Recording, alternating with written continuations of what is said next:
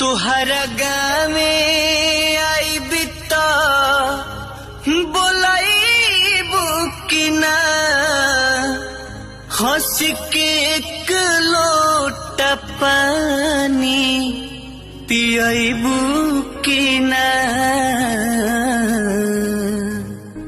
जायला गबुता झकबुनु केवारी से प्यार नहीं हरे तक रही कि ससुरारी से।